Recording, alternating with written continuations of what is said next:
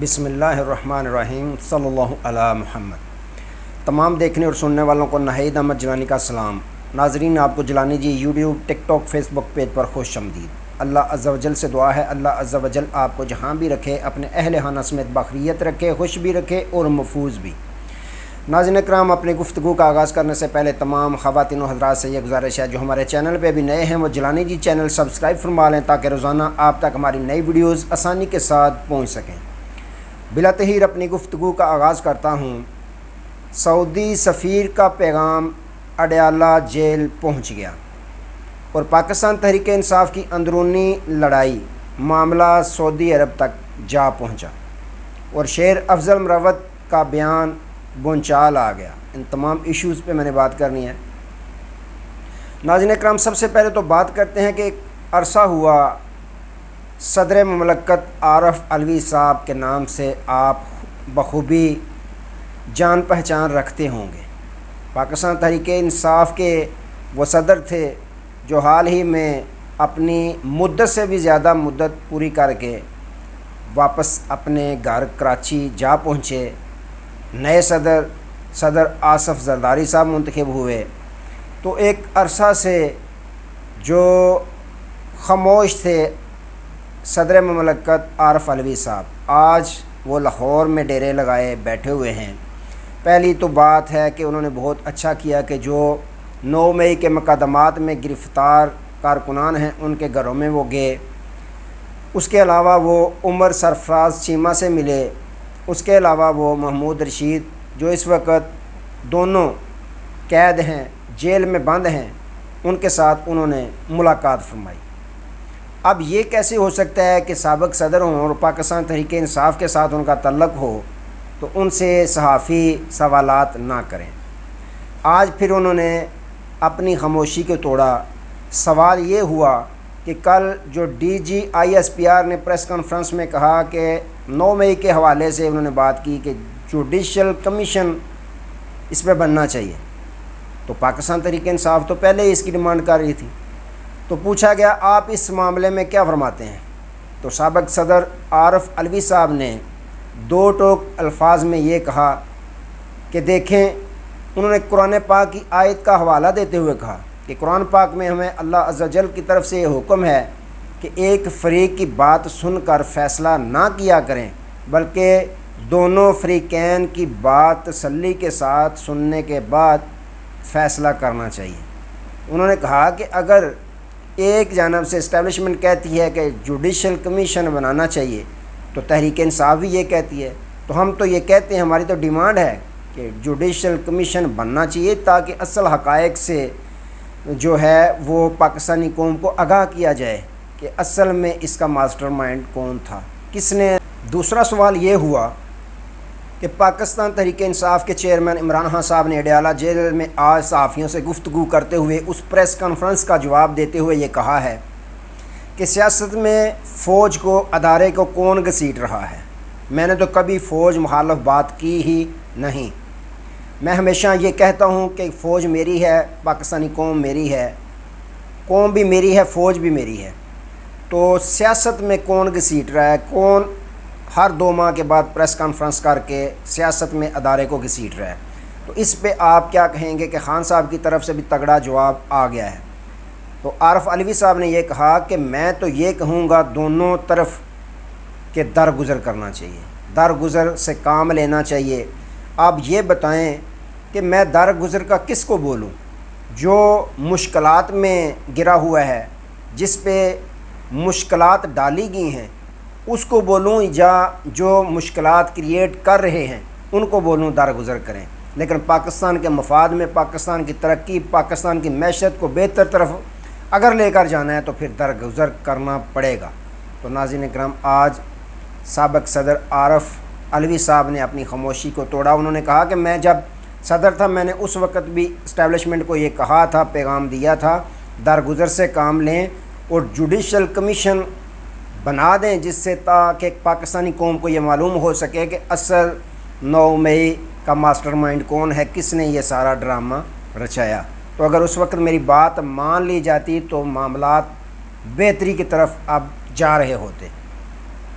नाज़रीन इकराम एक तरफ तो ये हुआ, दूसरी जानब आपको पता है कि शेर अफजल मरवत साहब जो हैं वो कल बानी तहरीक इंसाफ साबिक़ वज़ीर-ए-आज़म इमरान खान साहब के साथ मुलाकात करने के लिए अडयाला जेल पहुँचे।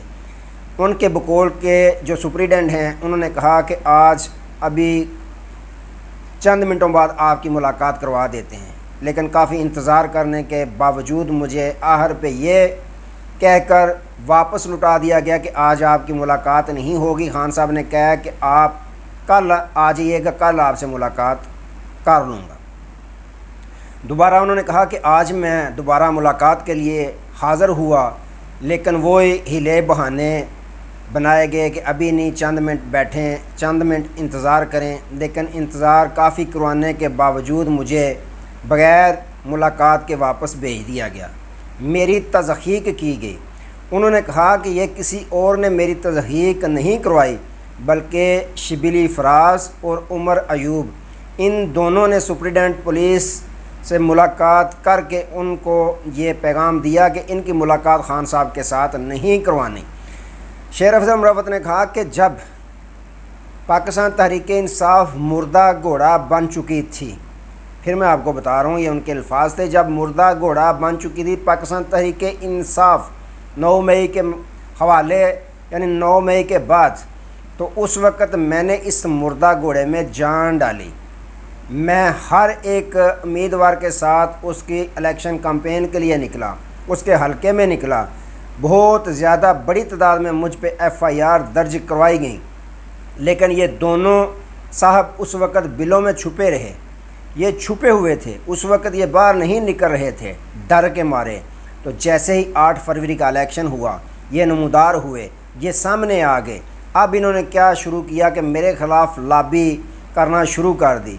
अगर देखें पब्लिक अकाउंट कमेटी की जो चेयरमैनशिप थी, खान साहब ने मेरे नाम पे मोहर लगाई, तो इन्होंने प्रोपेगेंडा शुरू कर दिया। इन्होंने कहा खान साहब के साथ मुलाकात करके कि ये लॉबी कर रहा है, ख्वाजा आसफ या दीगर के साथ ये बातचीत कर रहा है, ये चेयरमैन पब्लिक अकाउंट कमेटी के हवाले से।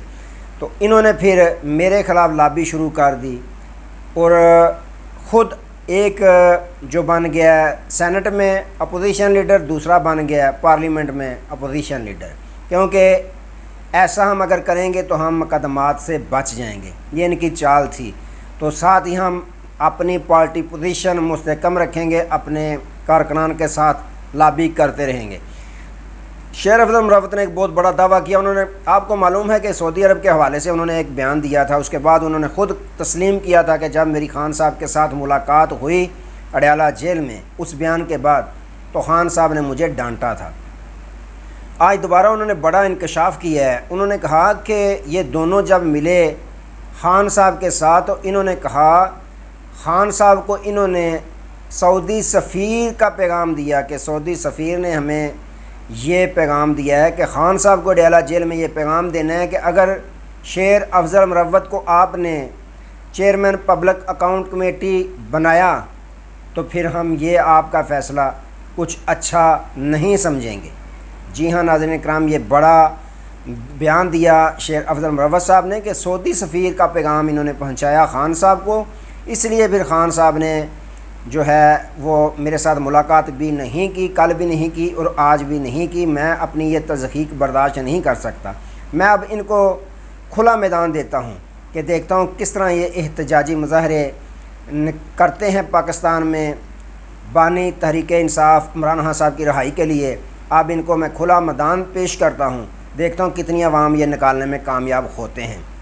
मैं बैक फुट पे जा रहा हूँ, अपने आप को मैं बैक फुट पे लेके जा रहा हूँ, क्योंकि मैं खान साहब को लीडर मानता हूँ। अगर खान साहब ने मुझे कहा इस्तीफ़ा दो तो मैं फ़ौरन से पहले इस्तीफ़ा दे दूँगा पार्टी से, लेकिन मैं खान साहब के साथ खड़ा हूँ। मैं इस रेस से पीछे हट रहा हूँ।